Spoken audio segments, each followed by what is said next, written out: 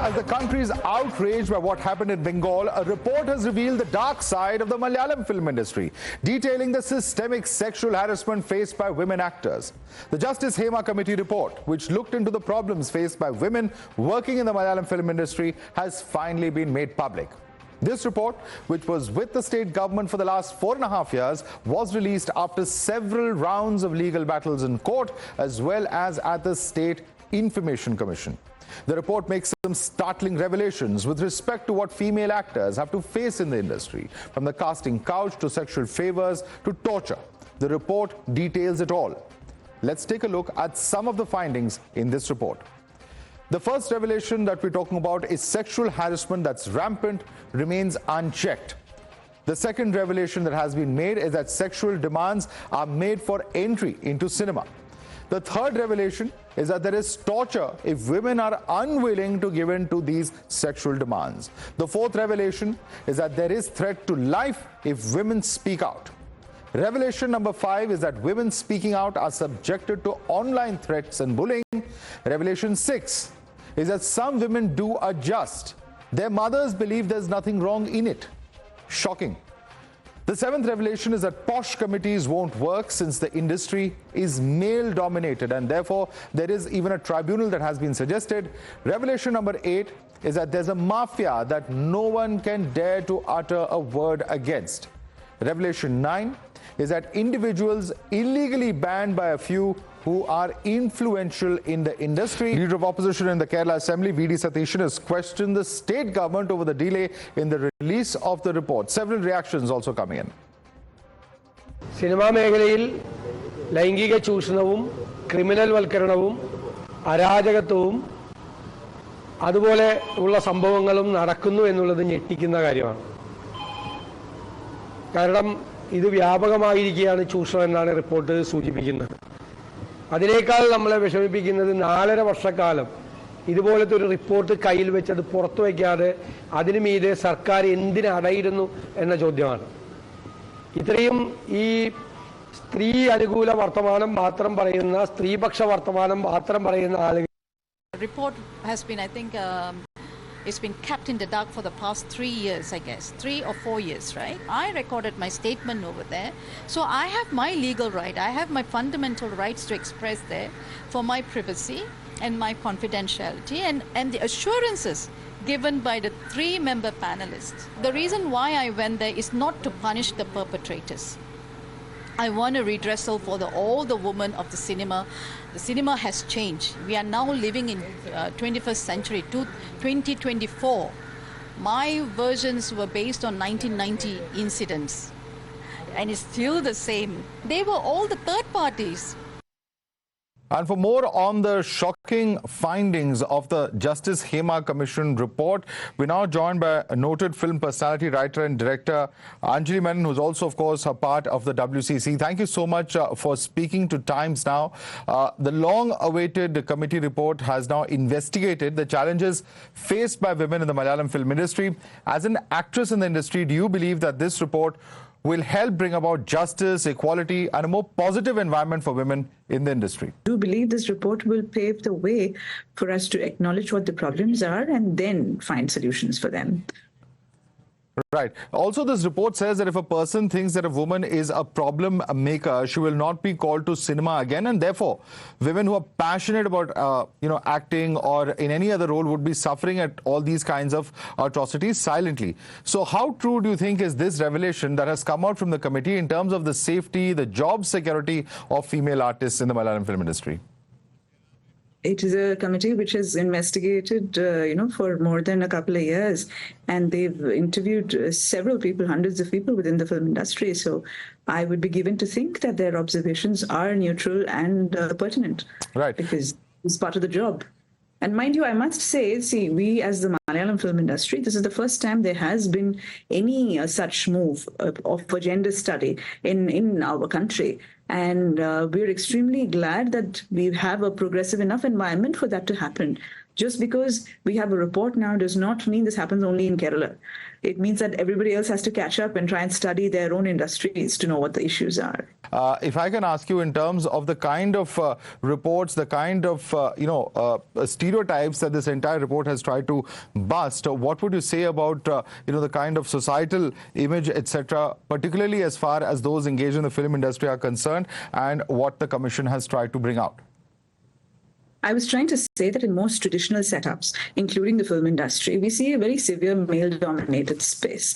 And in these male-dominated spaces, the gender bias is creating huge disparity. And in Kerala, the traditional film industry was very male-dominated earlier.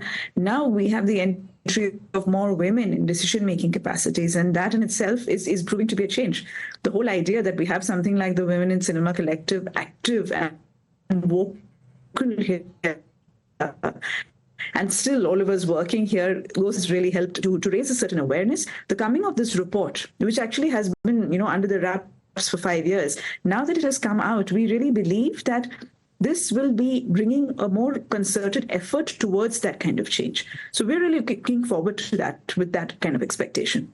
Right. One of the things that this report very shockingly mentions is that this is, of course, what has been stated before the Commission by one of the witnesses, because one of them has very clearly said that there are instances where actors do, quote-unquote, compromise or adjust, and even close family members have connived with them. These are very, very shocking claims that have been made. Is there any veracity in this, in your view? When you ask me about the veracity, I think I've actually gone into the making of the report. One is Justice Hema, who comes with her own track record of being part of the judiciary. The other is, Sharadama, who was a member of our parliament and a very senior actress. And the third is K.B. Valsalakumari, who is a bureaucrat, who is an IS officer. So all of them come with very, strong credibility. And these are true accounts which they have captured, and they have put down their perspective of what has been gathered. So for us to keep questioning the veracity of it is a rather strange thing. This is a report which is commissioned by the government, and it is, on oath that a lot of people have actually come ahead and given these testimonies. I think, it would not be fair to just keep questioning the veracity, because many of us are aware of such stories. Well aware, and we required a clear official documentation, and that is why we've requested for the report in the first place. In fact, if you would like to see what real things happen, there's also a report which the WCC has brought out with a sister organization called Sakhi, which is called Shift Focus. This was a report which was done in collaboration with 5 different industries. And there again, we bring out a lot of best practices recommendations. And I would really urge anyone to look at it. It's on our website. Please, do go through it. These are all based on true accounts and, discussions between people of different industries. So I would not go into questioning this too much, because what would be the intent of bringing out a report if the veracity is to be questioned? No, there's no question of questioning any of the members or the honorable judge. It's just that it's a shocking claim when, people come out and say that close family members would be in on this kind of an activity. It does seem surprising to somebody who's not in the industry. That's the only perspective that I was trying to bring out. I understand, but please, if in a comparable situation would be where in 2018 we had certain Me Too revelations that happened even in other film industries, and if you were to see, the pattern is the same. You see, the pattern of very powerful people being able to influence and being able to control the futures of people without the power. That is what we are talking about. Right. So I think that cuts across, regions or cultures, that happens everywhere. Even when you look at Hollywood, the kind of things that people have been through, it is that power which does the talking. Right. And that is what needs to be dismantled. Right. It's interesting that you talk about power, because my next question is about the claim of a quote-unquote mafia that's functioning in the Malayalam film industry. Because this report talks about how there's a small group of men that actually control the industry. Can you share something about your perspective on this particular reference in the report? Just to circle back to what I just said right now, where, there will always be the ones who have the power and the ones who do not. And invariably, when power is invested in the hands of very few, and when they are not, egalitarian people, they are not people who are concerned about equal opportunity or equal rights, and are more comfortable, working in a certain space and in a certain manner which suits them and not anybody else, then that is what gives rise to this kind of disparity, where, there is a lot of exploitation that happens, then there's serious biases which occur, and where people end up suffering, which is the case, be it, wherever you take the power equation. That is what happens, isn't it? So it's just an example of that, I would think. True. Now, one of the things the committee has further suggested, in fact, across the country, we have these prevention of sexual harassment in the workplace mechanisms, or POSH mechanisms as they're called. They've said that this wouldn't be effective in the industry due to male dominance and the control wielded by a few powerful figures. In fact, there have been threats of intimidation to family, etc., that has been spoken about. Do you agree with this perspective that this perhaps is not a mechanism that would be suitable, because it is also said that perhaps there should be a formal tribunal to hear such cases? See, the thing is, when the POSH Act came up in 2013, a lot of people said that the film industry is not actually supposed to be, under the ambit of the POSH Act. There were many excuses made for not complying to POSH. And we, as the WCC, we filed a public interest litigation, which came out with eventually a landmark verdict in 2022, saying that POSH is compulsory for every production unit in the film industry in India. And that in itself was hugely revelatory for a lot of people, because they were not aware that, this is sexual harassment and this should not happen in a workplace. So that kind of awareness, building that really helps. Having a system which addresses, which talks about the prevention, protection, and redressal of sexual harassment, then, this is important, because this is what informs people and makes them aware. But can it be used to weed out the problem? Possibly not.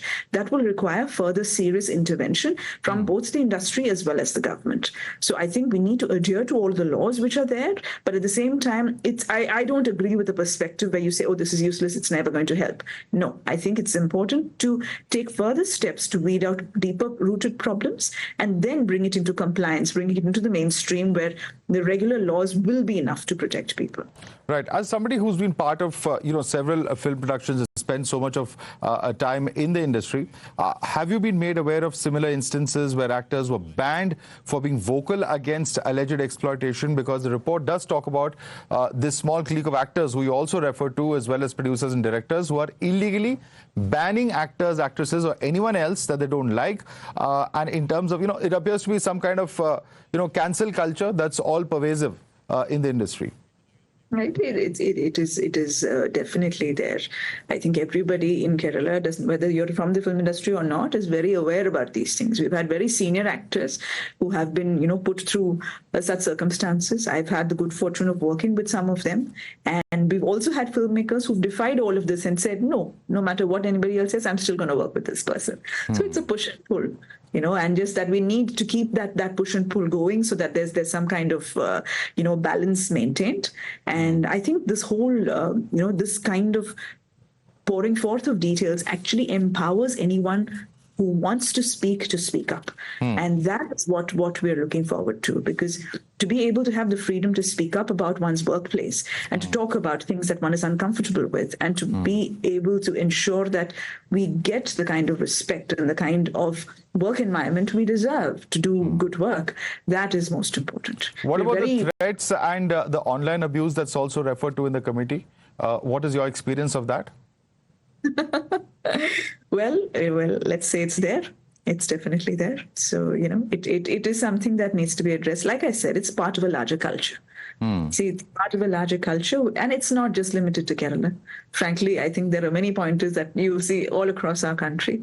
There is a very strong culture. We look at what we're talking about. I overheard what you were reporting just before this, and we are talking about a space where women are subjugated, women are objectified, and it is high time the whole culture is evolved towards a better space. So this is, one end of the problem, the other is the other end of the problem. So it's all part of the same animal. I think that's important to recognize. Absolutely. And given the fact that these pervasive issues that have been identified in the report, what do you believe is the future of the Malayalam film industry if these problems are not addressed comprehensively and urgently?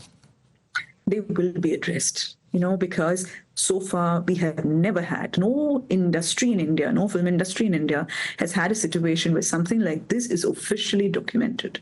And I think that is a hugely progressive step. I think we need to be very proud that we live in a space where this is possible. that we live in a space where dissenting voices are also, loud enough. And trust me, it's not been easy. The past several years of holding together to make sure this report comes out and to ensure that this, is not put to sleep. That has been very challenging, and I'm very proud of everybody, of our media, of our public, of our lawyers, of our activists, everybody who stuck together to make sure this happens. And that in itself is a great thing to hope good things will happen. Thank you so much, Anjali, for taking the time out and speaking to us here at Times Now. And we certainly hope that whatever happens as far as this particular report is concerned, action is taken, the situation certainly bettered. And as you rightly said, perhaps the Malayalam film industry is showing the way for other state film industries as well to ensure that this kind of exploitation does not take place. Thank you so much for joining us this evening. Thank you very much. Pleasure.